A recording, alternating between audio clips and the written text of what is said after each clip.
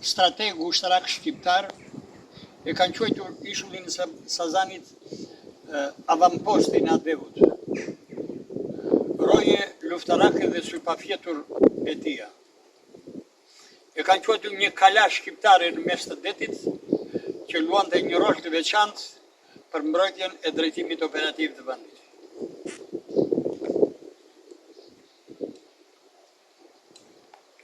Në ishullin e Sazanit, në periudhën e socializmit, kanë funksionuar strukturat të ndryshme organizative të njësisë, si këmbësoria, artilleria bregdetare dhe kundërore, flota luftarake detare, nëpërmjet bazës detare të dislokuar në ishullin e Sazanit dhe lloje të tjera armësh dhe shërbimesh.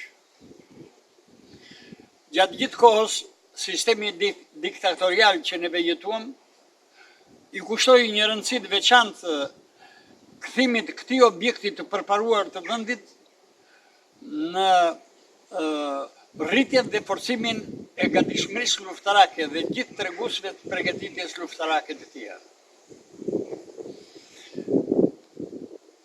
Në ishull, përveç forcave dhe mjeteve që thash, jetonte dhe një popullsi, bëhet fjalë për familjet e ushtarakëve. Gratë, fëmijët, prindrit e tyre banonin këtu. Dhe në një periudhë në tjetër, atyre u ishin krijuar kushte që të jetonin, ndonse në kushte shumë të vështira. Fëmijët bënin shkollën fillore fillimisht dhe pastaj 7 vjeçare, ndërsa shkollën e mesme dhe universitetin e bënin në Vlorë dhe në Tiranë me bursat të shtetit.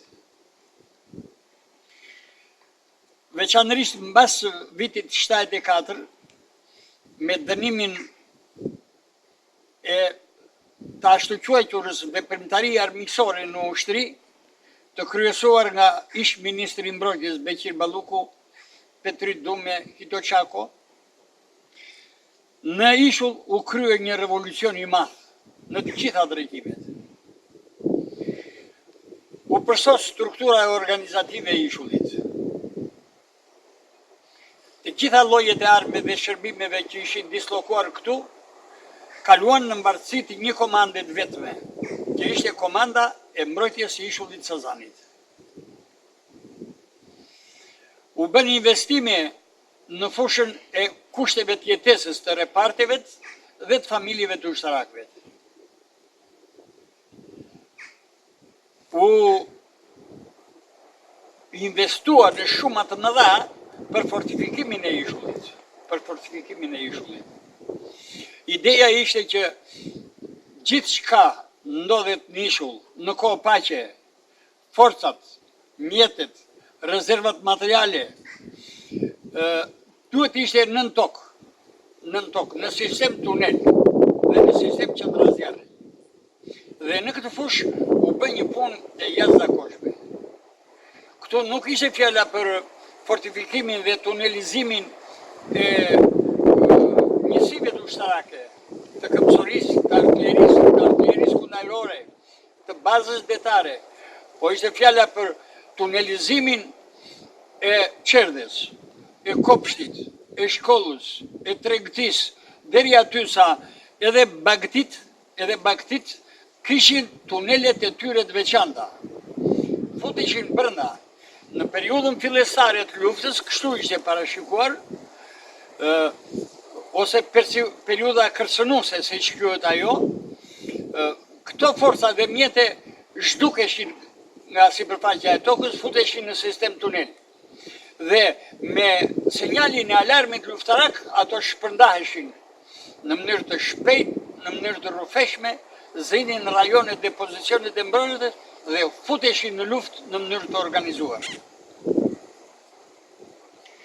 Forcat dhe mjetet e ishullit ishin të përgatitura, të fortifikuara dhe tunelizuara që të mbronin me çdo kusht, me çdo çmim ishullin. Po të binde ishulli ra Vlora, po ra Vlora ra pjesë e Shqipërisë. Prandaj njerëzit këtu përgatiteshin shpirtërisht që edhe jetën do ta sakrifikojmë, po ishullin do ta mbrojmë.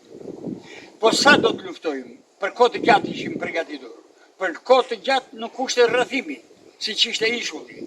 Jo vetëm nga një armik, po dhe nga tereni, në kushtet e dislokimi rrethuar nga ujë, ku vështirësitë e furnizimit, e sjelljes së rezervave të materiale, apo të forcave dhe të mjeteve të ishin shumë të mëdha, shumë të vështira.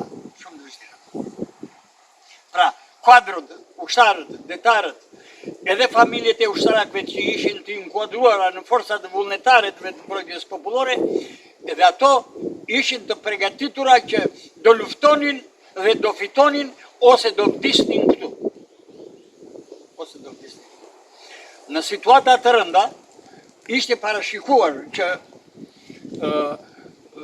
fëmijët e qerdhes, fëmijët e kopshtit dhe të shkollës të evadohen, të hiqen nga ishulli, të shkojnë në zonën e lumit të Vlorës, në tunele, të strehuara dhe të shoqëruara nga prindrit e ushtarakëve që ishin këtu dhe të mbrojtura nga forcat vullnetare të fshatrave të Vlorës.